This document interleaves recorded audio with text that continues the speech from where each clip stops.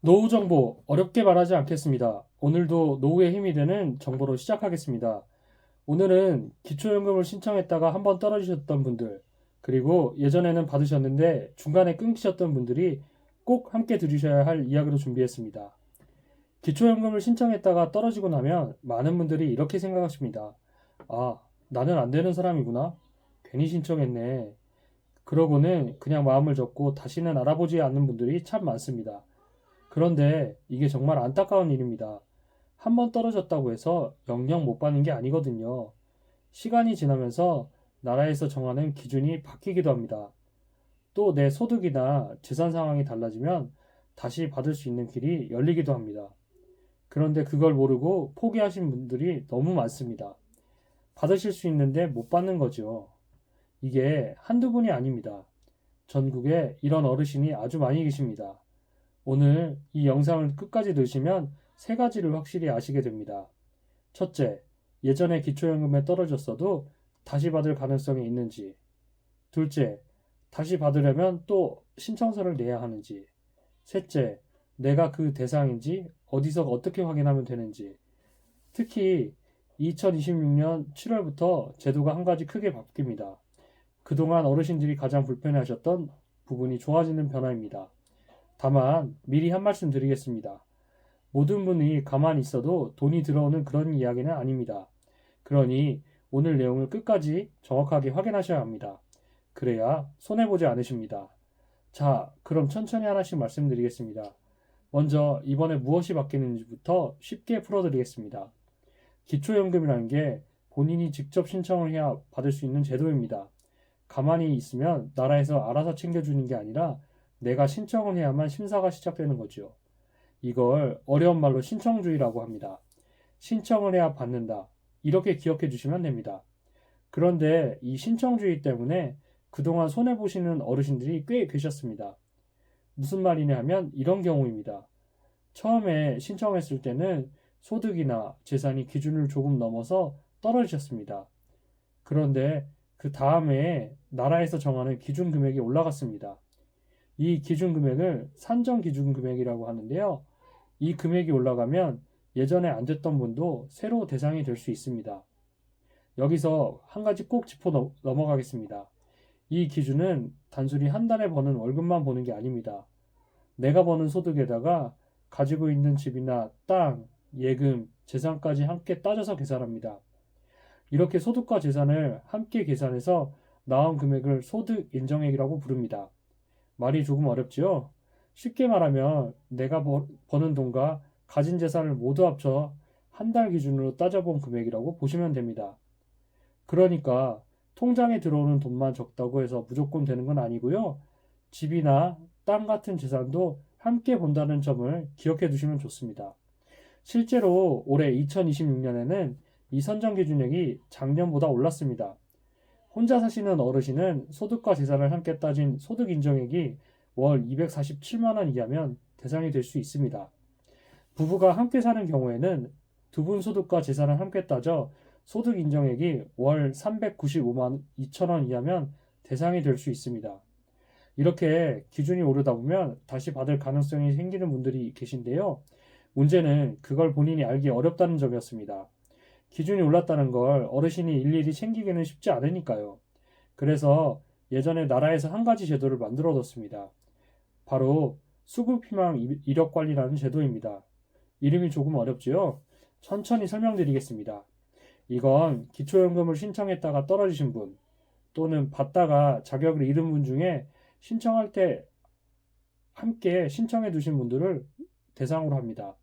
여기서 가장 중요한 게 하나 있습니다. 이 수급관리 이력 관리는 기초연금을 신청하던 바로 그때 함께 신청해 두셨는지가 중요합니다. 기초연금만 신청하고 이건 따로 안 해두셨다면 대상에서 빠질 수가 있습니다. 그러니까 기초연금 신청하실 때 직원분이 이것도 같이 신청하시겠어요? 하고 물어보셨을 텐데 그때 같이 신청해 두신 분들만 대상이 되는 겁니다. 이걸 신청해 두시면 나라에서 5년 동안 해마다 다시 한번 살펴봐 줍니다. 내 재산과 소득이 달라졌는지, 기준이 바뀌어서 이제는 받을 수 있게 되었는지를 매년 확인해서 알려주는 제도입니다. 여기까지가 기존에 있던 제도입니다. 그런데 그동안 한 가지 불편한 점이 있었습니다. 나라에서 이제는 받을 수 있을 것 같습니다 하고 안내를 받아도 어르신들이 다시 기관을 찾아가야 했습니다. 가셔서 신청서를 또 쓰고 서류도 다시 챙겨서 제출해야 했습니다. 이게 서류가 하나가 아니다 보니 번거롭고 힘들어서 그냥 포기하신 분들이 많았습니다. 안내는 받았는데 다시 가기가 어려워서 신청을 안 하시는 거지요. 특히 거동이 불편하신 어르신, 멀리 사셔서 기관까지 가기 힘드신 어르신들은 이 혜택을 많이 놓치셨습니다. 서류 한 장 떼러 가는 것도 어르신들께는 큰일이니까요. 그러다 보면 받을 수 있는 연금을 못 받고 시기를 놓치게 됩니다. 바로 이 불편함을 줄이기 위해 이번에 제도가 개선되는 겁니다. 2026년 7월부터는 이 수급희망 이력관리 대상자 중에서 수급 가능성이 확인되면 따로 다시 신청서를 내지 않아도 됩니다. 수급 가능성이 확인되면 기초연금을 신청한 것으로 간주하고 그 다음에 정부가 가지고 있는 소득과 재산 자료를 활용해 최종적으로 받으실 수 있는지를 결정해주는 알림 방식으로 변합니다. 여기서 신청한다는 것은 신청한다는 것으로 간주한다는 말은 어렵게 들리실 수가 있는데요. 쉽게 말하면 어르신이 다시 신청서를 내지 않아도 신청한 것으로 쳐준다는 뜻입니다. 말하자면 어르신이 매번 다시 서류를 들고 찾아가야 했던 그 수고를 덜어드리는 겁니다. 여기까지 들으시면 이런 생각이 드실 수 있습니다. 나도 해당되는 거 아닌가? 바로 그 부분을 지금부터 자세히 말씀드리겠습니다. 누가 이번 변화에 해당될 수 있는지를 차근차근 짚어보겠습니다. 오늘 이 부분이 가장 중요한 대목이니 잠깐만 더 집중해서 들어주시기 바랍니다. 먼저 이번 제도의 개선 대상이 되실 분들입니다. 예전에 기초연금을 신청하셨다가 소득이나 재산이 기준을 조금 넘어서 떨어지신 분, 그리고 그때 신청하시면서 수급희망 이력관리도 함께 신청해 주신 분, 이런 분들이 우선 대상이 되실 수 있습니다. 또 한 가지, 예전에는 기초연금을 받으셨는데 중간에 자격을 잃어서 끊기신 분들도 계시지요. 이런 분들 중에서도 이력관리를 신청해 두셨다면 대상이 되실 수 있습니다. 그리고 이번 제도가 시작될 때 이미 수급희망 이력관리를 신청해 두신 어르신들도 포함됩니다. 그러니까 나는 예전에 신청만 했는데 괜찮나 하고 걱정하지 않으셔도 됩니다. 이미 신청해 두셨다면 이번 변화의 대상에 들어가실 수 있습니다. 예를 하나 들어보겠습니다. 올해 1은이 되신 어르신이 계신다고 해보겠습니다. 몇 해 전 기초연금을 신청하셨는데 그때는 가지고 계신 작은 땅 때문에 기준을 조금 넘어서 떨어지셨습니다. 그래도 그때 직원분 안내로 수급희망 이력관리라는 함께 신청해 두셨습니다. 그런데 그 뒤로 별다른 연락이 없으니 어르신은 그냥 잊고 지내셨습니다. 이런 경우가 오늘 딱 이야기에 해당되는 상황입니다. 기준이 다시 오르거나 재산 상황이 달라져서 이제는 받으실 수가 있게 되었다면 예전처럼 다시 서류를 들고 찾아가지 않아도 절차가 진행될 수 있는 겁니다. 또 다른 예도 들어보겠습니다. 부부가 함께 사시는 어르신 댁이 있습니다. 예전에는 두 분의 소득과 재산을 합쳤더니 기준을 조금 넘어서 떨어지셨습니다. 그런데 한 분이 일을 그만두셔서 소득이 줄었습니다. 이렇게 되면 두 분의 소득 인정액이 낮아지셔서 이제는 기준 안에 들어오실 수도 있습니다.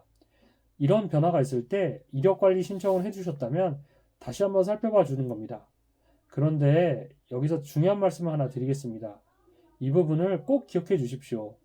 모든 어르신이 자동으로 연금을 받게 되는 건 절대 아닙니다. 이게 정말 중요합니다. 요즘 인터넷이나 유튜브를 보면 신청 안 해도 돈이 들어온다, 무조건 받는다, 이런 얘기가 돌아다닙니다. 그건 사실과 다릅니다. 오해하시면 안 됩니다. 그럼 누가 대상이 아닌지도 다시 한번 말씀드리겠습니다.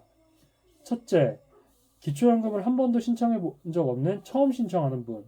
이 부분을 특히 잘 들어주셔야 합니다. 이번에 바뀌는 간주 신청 제도는 예전에 신청했다가 떨어지신 분들을 위한 것입니다. 그러니까 한 번도 신청해 본 적 없는 분도 이번 제도의 대상은 아니십니다. 처음 받으시라는 분은 본인이 직접 신청해 주셔야 합니다. 기초연금은 만 65세가 되는 생일, 그 한 달 전부터 신청하실 수 있습니다. 그러니 올해 만 65세가 되시는 분이라면 생일 한 달 전부터 직접 신청하러 가시면 됩니다. 가만히 기다린다고 알아서 들어오는 게 아니라는 점 꼭 기억해 주십시오. 두 번째, 예전에 떨어지긴 했는데 수급희망 이력 관리는 신청해 두지 않으신 분. 이런 경우에 이번 자동 절차의 대상에 들어가지 않으실 수도 있습니다. 세 번째 소득과 재산을 다시 한번 조사해 본 결과 여전히 기준을 넘는 분이 이 경우에는 이 절차가 진행되더라도 최종적으로는 받지 못하실 수 있습니다.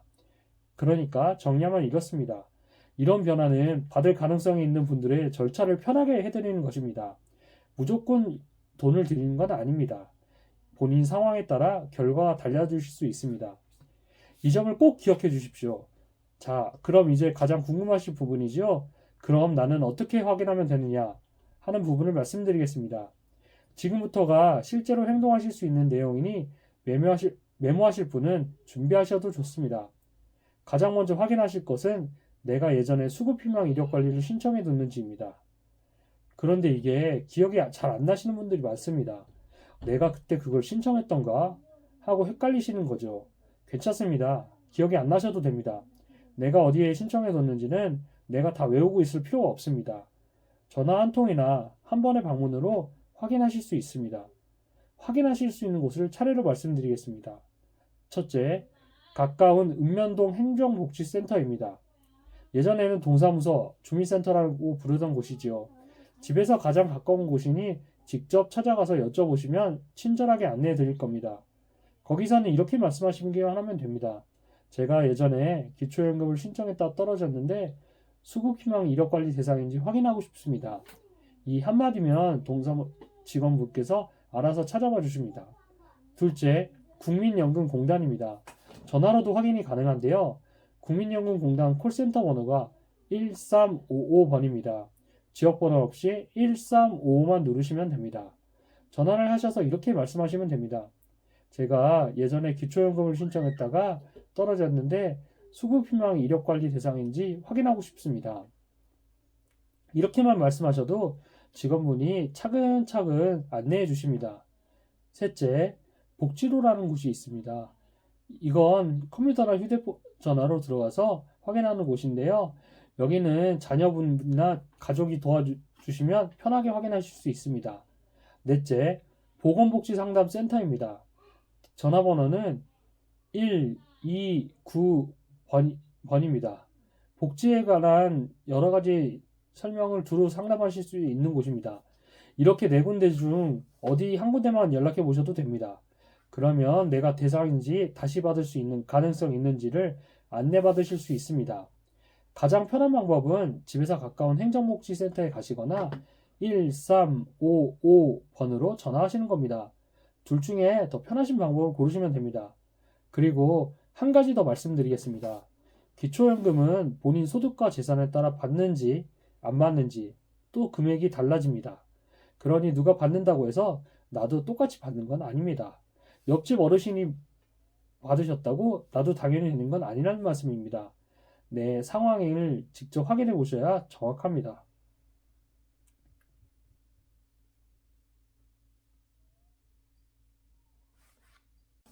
그래서 꼭 한번 알아보시라고 말씀드리는 겁니다. 혹시 혼자서 전화하거나 확인이 힘드신 어르신도 계실 겁니다. 손이 떨려서 번호 누르기가 어렵거나 인터넷은 영 어려우신 분들이 많으시죠? 그런 분들은 자녀나 가족들에게 이렇게 부탁하시면 됩니다. 내가 예전에 기초연금을 신청했다 떨어졌는데 수급희망 이력관리라는 걸 신청해 뒀는지 다시 받을 수 있는지 좀 알아봐 다오. 이 한마디면 충분합니다. 요즘은 자녀분들이 복지로 같은 곳에서 대신 확인해 드릴 수도 있습니다. 어렵게 생각하지 마시고 가족에게 편하게 부탁해 보시기 바랍니다. 혼자 끙끙 앓지 마시고 주변의 도움을 받아보시는 게 가장 빠릅니다. 명절이나 주말에 자녀들이 왔을 때 한번 부탁해 두시면 마음도 한결 가벼우실 겁니다. 오늘 이 영상이 도움이 되셨다면 구독과 좋아요 한번 눌러주시고 영상 제작에 큰 힘이 됩니다. 비슷한 어려움을 겪는 다른 어르신들에게도 이 정보가 닿을 수 있도록 도와주시는 겁니다. 자, 이제 오늘 내용을 다시 한번 쉽게 정리해 드리겠습니다. 기초연금을 신청했다가 한번 떨어지셔도 그게 끝이 아닙니다. 시간이 지나 기준이 바뀌거나 내 상황이 달라지면 다시 한번 받을 기회가 가능성이 생깁니다. 특히 2026년 7월부터는 수급희망 이력 관리를 신청해 두신 분들의 절차가 한결 편리해집니다. 예전처럼 매번 서류를 들고 다시 찾아가지 않으셔도 됩니다. 수급 가능성이 확인되면 기초연금을 신청한 것으로 간주하고 정부가 가지고 있던 자료를 활용해 조사한 뒤에 최종 지급 여부를 결정하는 방식으로 바뀝니다. 하지만 이 점만은 꼭 기억해 주십시오. 모든 분이 가만히 있어도 자동으로 받는 건 아닙니다. 처음 신청하시는 분은 꼭 직접 신청하셔야 합니다. 만 65세가 되기 전 생일 한 달 전부터 직접 신청하실 수 있다는 점 잊지 마십시오. 이력 관리를 신청해 두지 않으신 분들은 대상이 아닐 수도 있습니다. 또 조사 검사 기준을 넘으시면 받지 못하실 수도 있습니다. 그러니 가장 확실한 방법은 본인이 직접 확인해 보는 겁니다. 집에서 가까운 행복복지센터에 가시거나 국민연금공단 1355번으로 전화해 보십시오. 복지로나 보건상담센터 129번으로 알아보실 수 있습니다. 전화하실 때는 이렇게 말씀하시면 됩니다. 제가 예전에 기초연금을 신청했다 떨어졌는데 수급희망 이력관리 대상인지 확인하고 싶습니다. 전화 한 통이면 됩니다. 그 한 통이 매달 받으실 수 있는 연금으로 이어지실 수도 있습니다. 기초연금에 한번 떨어지셨다고 너무 일찍 포기하지 마십시오. 그렇다고 자동으로 다 받는 건 아니니 오해하셔도 안 됩니다. 내가 수급희망 이력이 대상인지 다시 받을 가능성이 있는지는 꼭 한번 확인해 보시기 바랍니다. 확인은 어렵지 않습니다. 오늘 알려드린 곳 중에 한 곳에만 연락해 보시면 됩니다. 작은 관심 하나가 노후를 한결 든든하게 만들어 드립니다. 오늘도 행복한 노후를 응원합니다. 감사합니다.